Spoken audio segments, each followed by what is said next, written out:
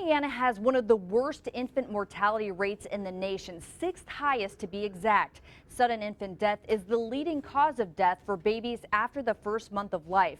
And tonight we're sorting through the confusion surrounding these mysterious deaths. Jen Hiddle never noticed anything unusual about her son Brenton. He just was so easy, so happy all the time.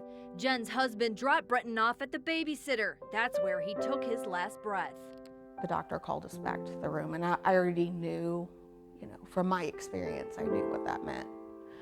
So we went back there, and he said we tried to bring him back for an hour, and we couldn't. He's gone.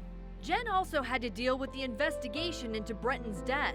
We finally got the autopsy report back, and the coroner said, we're ruling it a SIDS death. Jen says the crib where Brenton was found was in good condition. She doesn't blame anyone for his death. Nobody could have saved him.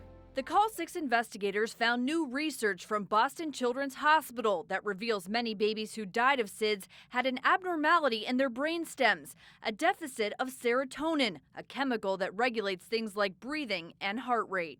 I think it really reaffirms the idea that SIDS is perhaps a disease. There's an abnormality at work here, and it's not just sleep position, it's not just babies suffocating.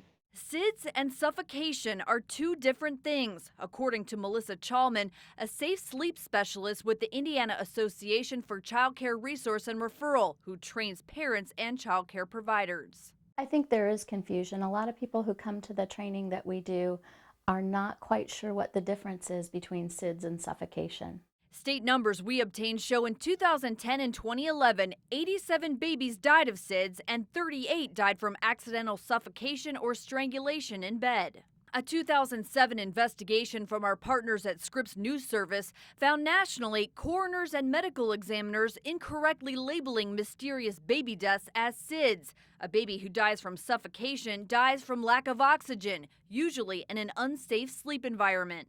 Suffocation is definitely preventable. SIDS, on the other hand, experts say you can only reduce the risk.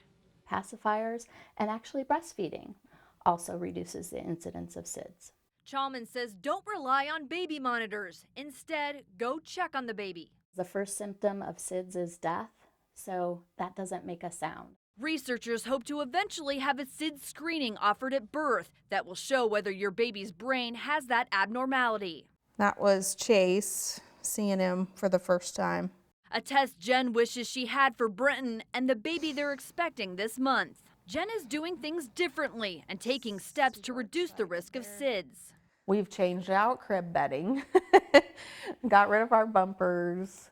It's unclear whether anything could have saved Brenton's life, but Jen wants parents and daycare providers to follow safe sleep guidelines and remember Brenton's story.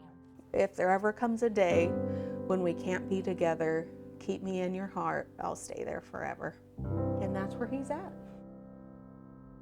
Other ways to cut the risk of SIDS: put your baby on his or her back to sleep. Don't smoke, don't share a bed, don't put soft things in the crib, and keep the nursery cool. Kara Kenny, RTV6.